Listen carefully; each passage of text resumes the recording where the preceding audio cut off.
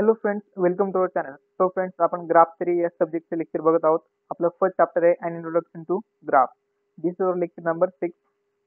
मग बघूयात आता. फर्स्ट ऑफ ऑल आपला जो प्रिव्हियस जे लेक्चर होतं लेक्चर 5, त्याच्यात आपण बघितलं रिप्रेझेंटेशन ऑफ ग्राफ बघितलं. त्याच्यात 2 टाईप बघितले आपण, ॲडजन्सी मॅट्रिक्स आणि इन्सिडन्स मॅट्रिक्स.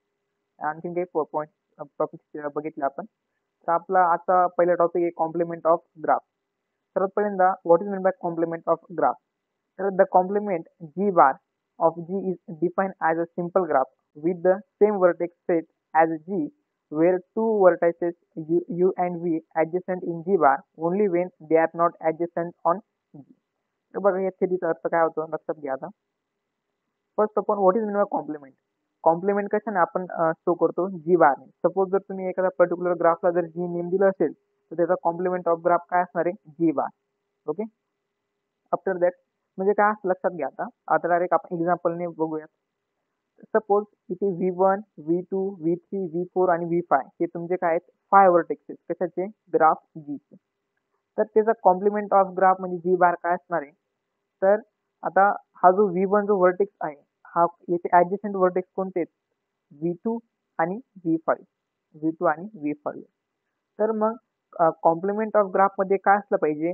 V1 व्हर्टेक्सचे जे ऍडजस्टंट व्हर्टेक्स असतील ते V2 आणि V5 व्यतिरिक्त कोणतेही दोन असले पाहिजे. तर जी बार मध्ये बघा तुम्ही, V1 जो व्हर्टेक्स आहे ना, तो आता आपण V3 आणि V3 आणि V4 ला कनेक्ट केलेला आहे. ओके. तर ह्या ग्राफ मध्ये V1 व्हर्टेक्सचे ऍडजस्टंट व्हर्टेक्स कोणते आहेत? V3 आणि V4. त्याच पद्धतीने सपोज आपण घेतला आता हा V3 व्हर्टेक्स घेतला, त्याचे ऍडजस्टंट व्हर्टेक्स कोणते आहेत तुमचे? V2 आणि V4. पण मात्र जी बार मध्ये V3 जो व्हर्टेक्स आहे ना, त्याचे ऍडजस्टंट व्हर्टेक्स V2 आणि V4 च्या व्यतिरिक्त कोणतेही दोन असले पाहिजे. आपण V2 आणि V4 जर नाही घेतला तर कोणतं होतं तुमचं? V1 आणि V5 या पद्धतीने. त्याच पद्धतीने V4 व्हर्टेक्सचे ऍडजस्टंट व्हर्टेक्स कोणते आहेत तुमचे? V3 आणि V5. तर मग जी बार मध्ये म्हणजे कॉम्प्लिमेंट ऑफ ग्राफ जी मध्ये काय घ्यावं लागलं आपल्याला? V4 चे जे ऍडजस्टंट व्हर्टेक्स आहेत ते V3 आणि V5 च्या व्यतिरिक्त असले पाहिजे. तर मग आपण V2 आणि V1 ला कनेक्ट केलं. याच पद्धतीने सेम बाकी व्हर्टेक्सला आपण तेच करणार. त्याला आपण कॉम्प्लिमेंट ऑफ ग्राफ असं म्हणतो. त्याला आपण जी बारने डिनोट करतो. आफ्टर दॅट आता हा सेकंड एक्झाम्पल तुमच्यासाठी दिलेले प्रॅक्टिससाठी तुम्ही करू शकता. सो ते बघूत आता आपण. त्याचं नाव आहे operation on graph. Operation of graph मध्ये पहिला येतो सब graph. Suppose let G and H be the two graph. आपण टू ग्राफ घेतले ज्यांचं नाव आहे G आणि H. ओके. आणि graph H is called sub graph of G. H ग्राफला आपण G चा सब ग्राफ कधी म्हणू शकतो आपण? Wien V of H is a subset of V of G. म्हणजे V ऑफ H म्हणजे काय? Vertex of H graph is a subset of vertex of G graph and edge of H is a subset of E of G. If H is a subgraph of G, then suppose जर G graph असेल तुमचा, त्याचा vertex set आणि edge set जर H ग्राफच्या जर equal येत असेल तर तेव्हा काय होतं? तेव्हा एच ग्राफ हा जी ग्राफचा सब ग्राफ आपण म्हणू शकतो त्याला. त्यासाठी काय कंडिशन असल्या पाहिजे? All the vertices of H are in G, all the edges of H are in G. त्यानंतर each edge of H has the same end point in H has in G. तर काय condition असल्या पाहिजे त्यासाठी? तर all the vertex of H काय त्या जी मध्ये असले पाहिजेत आणि एजेस पण सेम जी मध्ये असले पाहिजे आणि जे काही तुमचे एंड पॉईंट असतील वर्टेक्सचे ते सेम असले पाहिजे. सपोज एंड पॉईंट देखील जर थोडे वेगळे असले तरी तो सब ग्राफ होऊ शकत नाही. बघूयात आता एक्झाम्पल मध्ये. सपोज हा जी ग्राफ आहे तुमचा, याच्यामध्ये तुम्ही बघू शकता, मी तुम्हाला आता ब्रॅकेट करतोय, हा पूर्ण ग्राफ आहे. ओके. पूर्ण ग्राफ जी आहे. इथे आपण H1 जर बघितलं, इथे H1 काय लिहिलं आहे तर बघू शकतो मी BCAD म्हणजे ABCD हे 4 व्हर्टेक्स आहेत आणि त्यांच्यामध्ये एक काय आहे तुमची एक एज आहे जी E व्हर्टेक्स आहे हा पण, आणि मध्ये एजेस जॉईन केलेले आहेत. तर बघू शकता सेम जीचा जो हा लेफ्ट साईडचा जो पार्ट आहे ना, सेम ॲज इट इज आहे इथे H1. हा सबग्राफ असू शकतो. त्यानंतर सपोज H2 जर बघितलं आपण तर इथे व्हर्टेक्स काय आहेत तुमचे? CDGF. इथे पण काय आहेत? CDGF आहेत. आणि मध्ये काय गेलेली तुमची एक एज गेलेली C2G मध्ये. पण इथे आहे का? नाही. तर याचं काय आहेत? डिफरंट आहे. त्यामुळे H2 हा सबग्राफ नाही आहे G चा. ओके. That's it. बाकी काही नाही याच्यात. नेक्स्ट टॉपिक आहे आपला deletion of vertices and edges from a graph. तर deletion of vertices and edges of a graph. The removal of vertex vi from graph G in that subgraph G minus vi of G containing of all vertices in G except vi and all edges not incident with vi. तुम्हाला सांगतो मी हे बघा हे पूर्ण theory लिहिली आहे, तुम्ही ते रीड करून घ्या. मी तुम्हाला डायरेक्ट एक्झाम्पल नुसार तुम्हाला एक्सप्लेन करतो काय नेमकं. सपोज हे एक एक्झाम्पल घेतला आपण, हा पूर्ण ग्राफ आहे. त्याच्यात तुम्ही बघू शकतात V1 V2 V3 V4 V5 V6 V7 ते 7 व्हर्टायसेस आहेत आणि बाकी एजेस आहेत जिथे लेबल केलेले आहेत तिथे.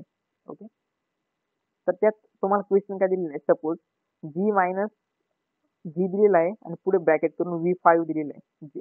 म्हणजे याचा अर्थ काय माहिती आहे का, V5 जे व्हर्टेक्स आहे ना, ह्या ग्राफचं नाव काय G आहे, इथे मेन्शन केलेलं होतं इथे. हा ग्राफ काय तुमचा G मायनस V5 दिलेले. तर त्याचं असं म्हणणं आहे की ग्राफ जो तुमचा G आहे त्याच्यातनं V5 जी व्हर्टेक्स आहे, V5 नावाचे व्हर्टेक्स काय करा तुम्ही मायनस करा. तर त्याचं आउटपुट कसं येईल बघा. Suppose if u minus the V5 vertex, तर तुम्ही बघू शकता हा ग्राफ या असा होता, हा ग्राफ असा होता. तर V5 जर व्हर्टेक्स जर तुम्ही जर मायनस केली तर V5 व्हर्टेक्सला कनेक्ट असणारे जेवढे एजेस आहेत ना ते सर्व डिलीट होतील. तर बघा कसं येईल ग्राफ, हा ॲज इट इज इथे राहून जाणार आहे. E6 E10 आणि E7 हे तिघे एजेस काय होणार आहेत, कट होणार आहेत. बघा बघू शकतो तुम्ही या ग्राफमध्ये, हे तुमचं आउटपुट. त्याच पद्धतीने नेक्स्ट काय लिहिले G मायनस E2 E3. हा ग्राफ आहे ना, याच्यातनं काय तुम्हाला डिलीट करायचे E2 आणि E3. म्हणजे E2 आणि E3 एज कुठे इथे, हे दोघं एज जर तुम्ही कट केल्या डिलीट करायच्या तर मग कसं येतं आउटपुट इथे बघू शकतो तुम्ही. इथे आन्सर. फक्त काय केलं आपण, इथे काय होतं, इथे E3 आणि इथे काय होतं तुमची E2 येत होती एक्झाम्पल मध्ये. हे बघा इथे आपण काय केले, ते डिलीट केले, त्यामुळे मग असं या पद्धतीने ग्राफ येतो. 1 मिनिट.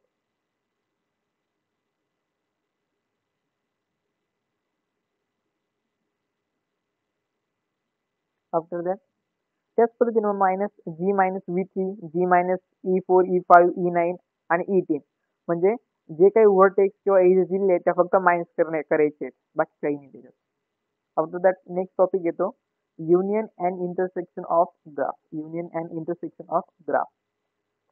तर the union of G1 and G2 is denoted by G1 आणि मध्ये असं U असतो आणि G2. हे कशाचं साईन तुमचं युनियनचं. नंतर इंटरसेक्शनचं साईन काय असतं, G1 असा उलटा U काढायचा आणि G2, त्याला intersection of G1 intersection of G2 असं आपण रीड करतो. एक्झाम्पल बघत आता डायरेक्ट आपण, हा G1 आहे आणि हा G2 ग्राफ आहे.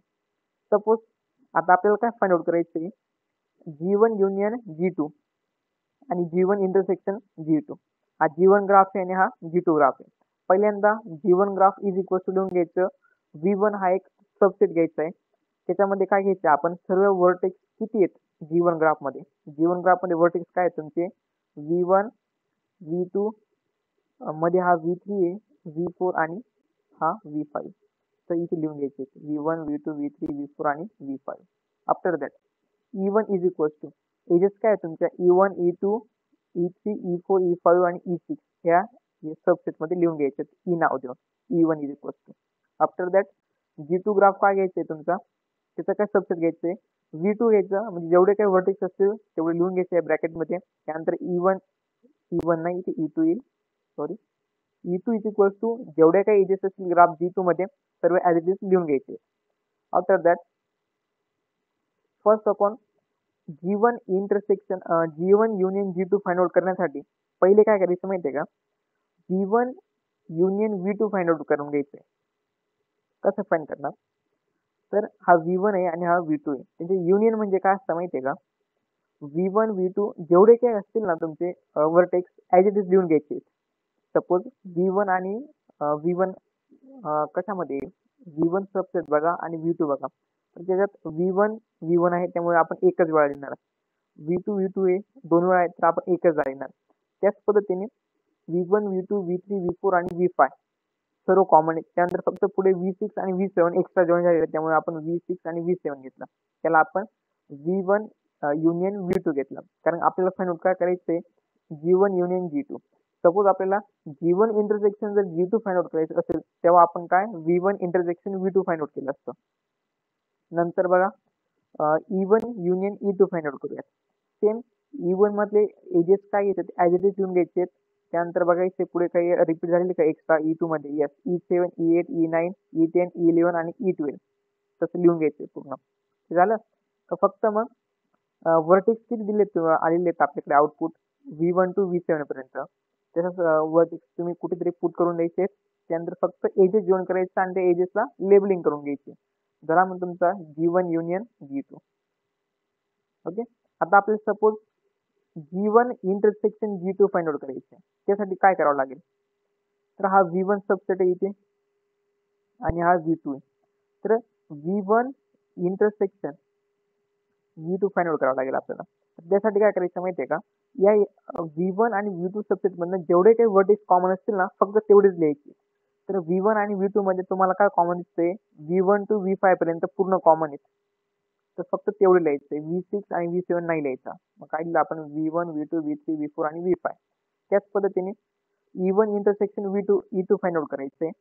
तर E1 सबसेट बघायचं आणि E2 बघायचं. ह्या दोघांमधनं कॉमन काय दिसते तुम्हाला, तर काय E2 E3 E5 आणि E6 एवढं दिसतंय. तर आपण E2 E3 E5 आणि E6 लिहून घेतलं. त्यानंतर डायरेक्टली ग्राफ ड्रॉ करत असताना बघायचं या सबसेटमध्ये काय काय तुमच्याकडे V1 टू V5 पर्यंत वर्टेक्स आहे, तर वर्टेक्स ड्रॉ करून घ्यायचे आणि त्यानंतर जेवढ्या काही एजेस असतील ना तेवढे जॉईन करून त्यांना फक्त नेमिंग करून घ्यायचे. झाला तुमचं G1 intersection G2. Next last topic आहे या चॅप्टरचा, फर्स्ट चॅप्टरचा, आयसोमॉर्फिझम ऑफ ग्राफ. हा एकदम मोस्ट IMP टॉपिक आहे. हा तुम्हाला एक्झामला येण्याचे भरपूर काही चान्सेस आहेत. ओके, तर बघा टॉपिक बघूयात आपण, आयसोमॉर्फिझम ऑफ ग्राफ. तर बघा इथे पूर्ण काही थिअरी येते, पूर्ण रीड करून घ्या. मी तुम्हाला डायरेक्ट एक्झाम्पल नुसार डायरेक्ट एक्सप्लेन करतो, तुम्ही रीड करून घ्या ती. सपोज क्वेश्चन आहे आपला, show that the following two graphs of isomorphism. सर्वात पहिल्यांदा लक्षात घ्या, तुम्हाला थिअरी रटायची नाही, तर कन्सेप्ट काय ती समजून घ्यायची. म्हणून तुम्हाला मी डायरेक्ट एक्झाम्पलने डायरेक्ट तुम्हाला एक्सप्लेन करतो मी आता. लक्षात घ्या, सपोज आपल्याकडे G1 ग्राफ आहे आणि हा G2 ग्राफ आहे. Okay, so that the following two graphs of isomorphic आहेत का नाही. हा G1 ग्राफ आहे आणि हा G2 ग्राफ आहे. सर्वात पहिल्यांदा आपल्याला चेक करायचे number of vertices in G1 आणि number of edges in G1 बघायचे. तर बघा सर्वात पहिल्यांदा number of vertices in G1 check करायचे. तर बघा U1 U2 U3 आणि U4 किती येते, 4 वर्टेक्स. तर आपण 4 घेतले इज इक्वल्स टू, त्याच पद्धतीने G2 मध्ये देखील चेक केलं तर काय येतात, 4 येतात. म्हणून is equals to number of vertices in G2 घेतले आपण. After that number of edges in G1, edges जर चेक केले आपण E1 E2 E3 आणि E4 तर सेम आहेत. आणि G2 मध्ये पण E1 dash E2 dash E3 dash आणि E4 डॅश किती आहेत, 4 एजेस आहेत. त्यामुळे ते इक्वल येतील. तर मग काय करायचंय, पहिल्यांदा कॉलम तयार करायचा आपण, इन ग्राफ G1, नंतर येतं इन ग्राफ G2. तर पहिले तुम्हाला कॉलम बनायचा आहे वर्टेक्सचा. त्यानंतर त्या वर्टेक्सची डिग्री फाइंड आउट करायची आहे. तुम्हाला डिग्री फाइंड आउट करताना येतच असते. After that degree of adjacent vertices पण फाइंड आउट करायचे. 3 कॉलम तयार केले. सेम इन ग्राफ G2 साठी पण तेच करायचे. वर्टेक्स साठी एक कॉलम, त्यांची डिग्री आणि डिग्री ऑफ ऍडजस्टंट वर्टायसेस. तर बघा पहिल्यांदा वर्टेक्स घ्यायचा आहे U1 वर्टेक्स घेतला आपण, त्याची डिग्री काय इथे बघू शकता तुम्ही ग्राफ G1 मध्ये 1 आणि 2 आहे. त्यानंतर इथे तुम्ही डिग्री काय घ्यायची, 2 घ्यायची. त्यानंतर डिग्री ऑफ ऍडजस्टंट वर्टायसेस. तर U1 ला ऍडजस्टंट वर्टेक्स कोणते आहेत तुमचे, U3 आणि U2. तर त्यांची पण डिग्री चेक करायची. U2 ची डिग्री काय आहे, 1 2 आणि U3 ची पण काय आहेत 1 आणि 2. तर 2,2 लिहून द्यायचे. सेम ॲज इट इज जसं आता U1 साठी केलं आपण, सेम बाकी वर्टेक्स साठी पण तेच करायचे आणि ग्राफ G2 च्या वर्टेक्स साठी पण तेच करायचे. ओके, इथे वर्टेक्स काय होते तुमचे V1 V2 V3 V4 त्यांना नेमिंग केली आणि सेम फाइंड आउट केलं आपण. तुम्ही बघू शकता असा हा टेबल तयार झाला. त्यानंतर F of V1 to V2 find out करायचे. त्यानंतर G of E1 to E2 find out करायचे. जसं की तुम्ही थ्री मध्ये रीड केलं तर तुम्हाला समजेलच. तर बघा पहिल्यांदा F of U1 is equals to काय येतो बघून घ्यायचं. सपोज आता U1 ची डिग्री काय आहे 2 आहे आणि डिग्री ऑफ ऍडजस्टंट वर्टायसेस पण काय 2,2. तर V1 मध्ये चेक करायचे. येस सेम येतोय तुमचा V1. त्यामुळे तो आपण इथे काय घेतला V1 घेतला. U2 साठी पण चेक करायचे. तर तुम्हाला एक सांगतो, हे जे एक्झाम्पल आहे ना याच्यामध्ये सर्व इक्वल आहेत. व्हर्टेक्स आणि एजेस पण इक्वल आहेत, त्यामुळे सेमच येणार आहे. म्हणून V1, V2, V3 आणि V4 घ्यायचे. याला आपण मॅपिंग असं म्हणतो, हे लक्षात राहू द्या. आफ्टर दॅट आपण चेक केलं की सर्व काही इक्वल येत आहेत, त्यामुळे G इज आयसोमॉर्फिक टू G2 आणि आपण तिथे एक्सटेंड केलं. बाकी काही नाही. आणि मी तुम्हाला काही क्वेश्चन देतो सॉल्विंगसाठी, नेक्स्ट लेक्चरमध्ये देतो तुम्हाला काही क्वेश्चन. काही मुलं म्हणतात IMP द्या. IMP आपण सांगू नाही शकत काही, पण मात्र प्रॅक्टिससाठी एक क्वेश्चन तुम्हाला मी प्रोव्हाइड करतो. ओके. तर तुम्ही क्लासरूमला जर जॉईन नसणार तर डिस्क्रिप्शन बॉक्समध्ये तुम्हाला लिंक दिलेली आहे, तिथे तुम्हाला सर्व नोट्स अवेलेबल असतील. Okay. Thanks for watching. If you like this lecture please like, share and subscribe our channel. आपण नेक्स्ट लेक्चर पासून सेकंड चॅप्टर